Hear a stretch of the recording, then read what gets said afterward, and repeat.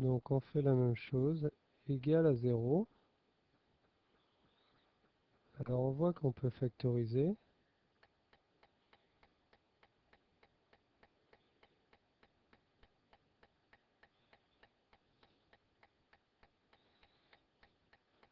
Donc quelles sont les racines? X égale 0 ou 1 ou moins 3.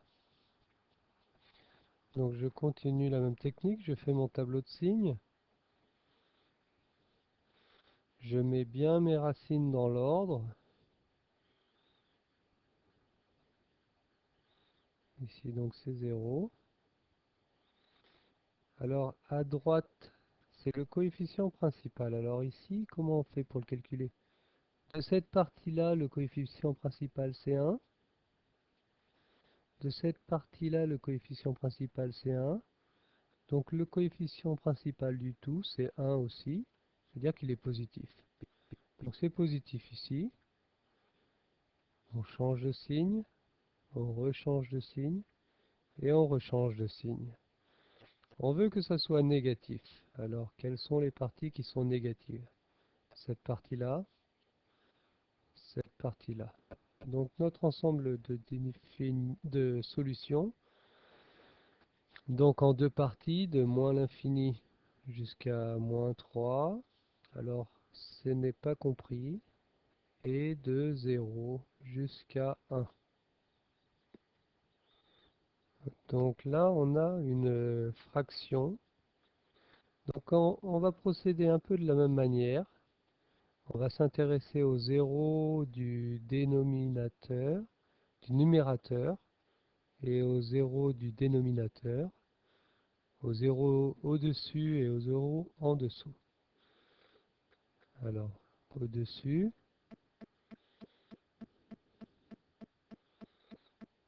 égale 0.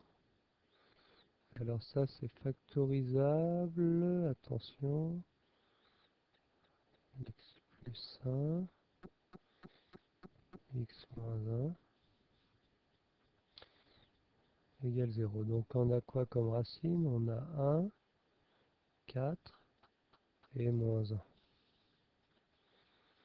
En dessous, au dénominateur, quand est-ce que c'est égal à 0?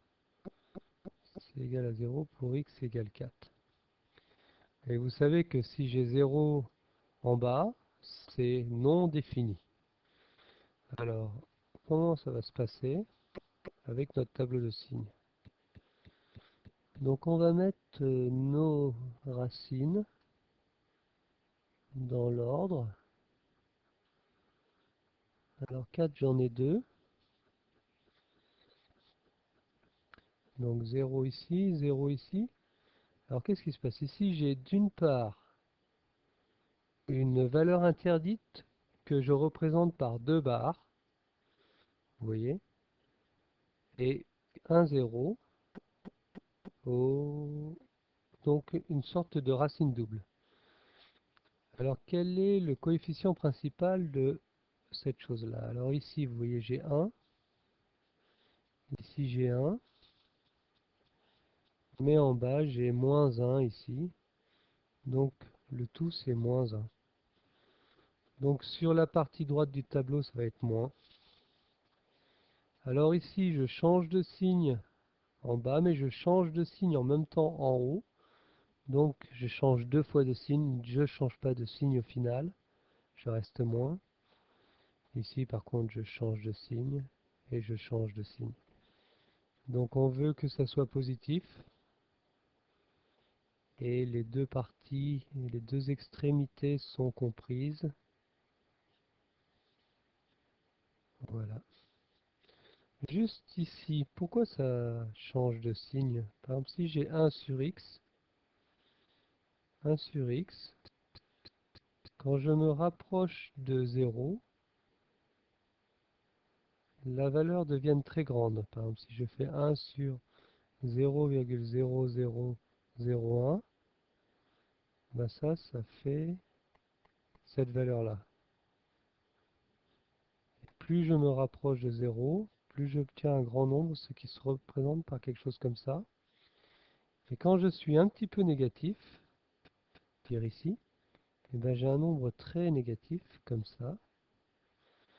Alors vous voyez au-dessus, ici je suis au-dessus, il y a ce problème de non-définition qui m'emmène vers plus l'infini comme ça, mais ça change quand même de signe. Ici je suis plus, ici je suis moins, ici il y a le problème de ma double barre, qui est symbolisée ici, vous voyez.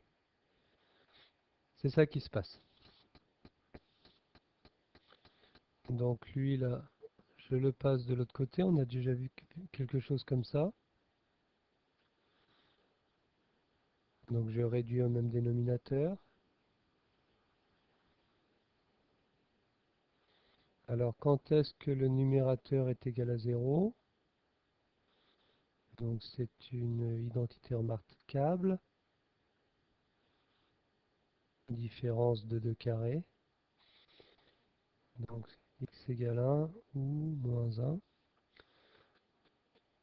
Au dénominateur, c'est x égale 0. Donc je fais mon tableau, moins l'infini plus l'infini, je mets mes valeurs, moins 1, 0. Alors 0 c'est une valeur interdite. 1. Bon, alors quel est le coefficient principal ici? C'est positif, vous voyez. Positif, négatif. Là je change de signe, positif, négatif. Donc quand vous voulez que ça soit négatif, c'est donc cette partie-là, cette partie-là,